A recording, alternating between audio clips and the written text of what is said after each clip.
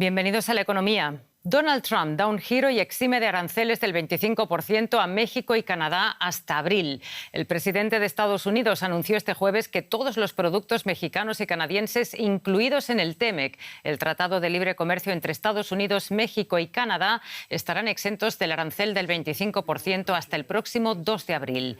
Trump anunció la pausa de aranceles para Canadá horas después de haber tomado la misma decisión para México, tras mantener una conversación telefónica con la presidenta mexicana Claudia Sheinbaum. De este modo, el mandatario republicano suspende los aranceles que habían entrado en vigor el martes para sus dos principales socios comerciales. Aunque, eso sí, planea restablecerlos el 2 de abril, cuando Estados Unidos anunciará aranceles recíprocos para todos los países. Por lo pronto, Trump ha enterrado el 25% de aranceles contra México. Preguntamos a mi colega allá en Nueva York a qué se debe ese cambio. Ana, ¿cómo ha conseguido la presidenta Sheinbaum este alivio de un mes y qué horizonte se abre?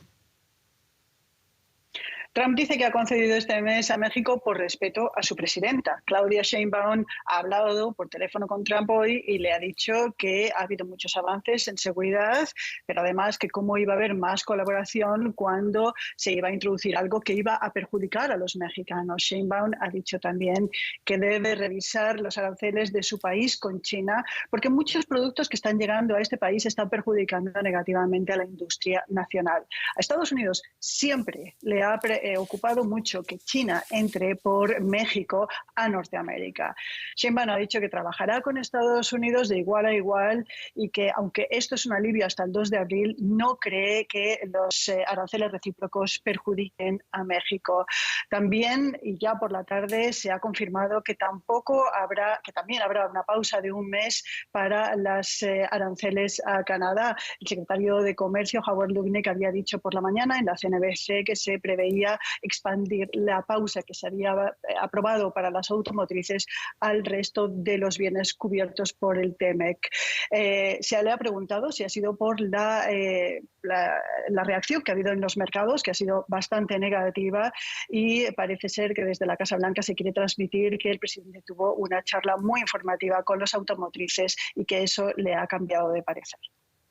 Ana, sin duda han sido días de amenazas, presiones y marcha atrás. El presidente Trump dijo el martes que habría pequeñas molestias. ¿Se están trasladando estas molestias a inversores y consumidores? Estaba previsto que la semana que viene esas pequeñas molestias llegarán a, por ejemplo, Minnesota, Michigan y Nueva York en una forma de un arancel del 25% a la electricidad que se importa de Canadá. El secretario del Tesoro, uno de los multimillonarios miembros del gabinete de Trump, cree que el impacto en los precios sería temporal y dice que no está preocupado por ello. Pero a los consumidores sí que les preocupa esta subida y ya antes de calcularse cuál iba a ser el impacto de los aranceles, ya dieron muestra de que se estaba cayendo la confianza de ellos como consumidores en la economía. Los mercados mantienen las fuertes pérdidas con las que han empezado el día y con las que llevan desde febrero. El Nasdaq, de hecho, hoy podría entrar en territorio de corrección, es decir, caer más de un 10% sobre su último pico. A los inversores en capital, en bienes, en industria, les interesa el territorio de las certidumbres y eso es algo en lo que no nos movemos últimamente. Aunque probablemente no se ha dicho aún la última palabra en cuestión de aranceles. Ana, muchísimas gracias por este análisis. Gracias, Rosa. De momento, el presidente Trump dio también un respiro este miércoles al sector automotor de México y Canadá, pero de imponer aranceles a esta industria, Europa y especialmente Alemania tendrían grandes problemas. Nada más tomar posesión de su cargo, Donald Trump cumplió sus amenazas: elevar los aranceles con el fin de rebajar las importaciones y fomentar el empleo en Estados Unidos. No permitiré que México, China o ningún otro país venda automóviles en Estados Unidos si con ello perjudican a nuestros trabajadores. Además, traeré las fábricas de autos de vuelta a nuestro país. Los aranceles afectarán a todo tipo de bienes, posiblemente a los microchips. El acero y el aluminio se gravarán con un 25%. Los aranceles sobre los automóviles serían especialmente dolorosos para socios comerciales como Alemania, que sería la más perjudicada. Nuestra industria está basada en el libre comercio, especialmente la industria automovilística alemana. El 70% de nuestros empleos depende de las exportaciones. Estados Unidos es el principal socio comercial de Alemania porque le compra sobre todo automóviles. ¿Qué significan, pues, las nuevas amenazas del presidente Trump para sus socios internacionales?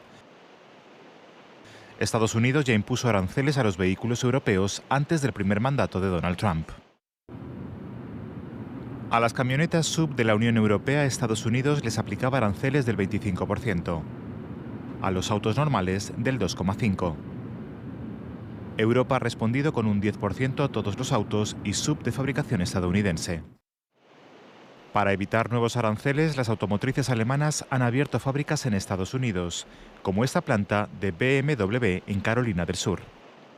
Volkswagen, BMW, Audi y Mercedes-Benz fabrican autos en Estados Unidos, algunos desde hace décadas.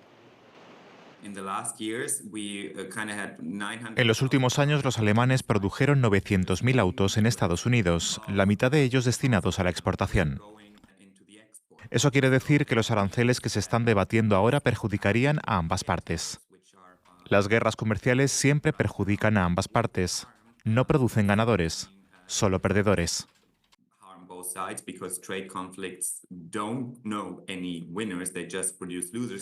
Muchas automotrices se han establecido cerca de Estados Unidos, por ejemplo en México, para facilitar las exportaciones y beneficiarse de una mano de obra más barata. Los fabricantes alemanes tienen allí 4 fábricas. En 2024, Audi produjo 55.700 autos en México, BMW 42.300 vehículos. En Mercedes-Benz fueron 15.800 y en Volkswagen 214.800 autos. En total, 328.600 autos. Aún así, produjeron más en Estados Unidos, un total de 473.900 vehículos. Ahora Trump ha decidido eximir por un mes al sector automotriz de los aranceles a México y Canadá. Con ello, el mandatario estadounidense quiere darles tiempo para que trasladen su producción a Estados Unidos, su objetivo final. Tras su reunión mensual de política monetaria, el Banco Central Europeo anunció este jueves un nuevo recorte en su principal tasa de interés en 25 puntos básicos, situándola en el 2,5%. Se trata del 5º recorte consecutivo desde que el BCE comenzó a relajar su política monetaria en junio del año pasado.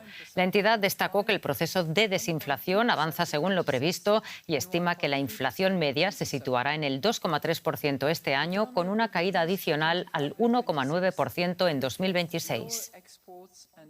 ¿Y de qué más se habló en ese encuentro del BCE? Tiene los detalles nuestro colega en la Bolsa de Frankfurt, Ezequiel. Muy buenas tardes. Un recorte esperado en las tasas de interés, pero hay mucha incertidumbre sobre qué puede pasar a partir de ahora. ¿Se pronunció al respecto la presidenta de la entidad, Lagarde?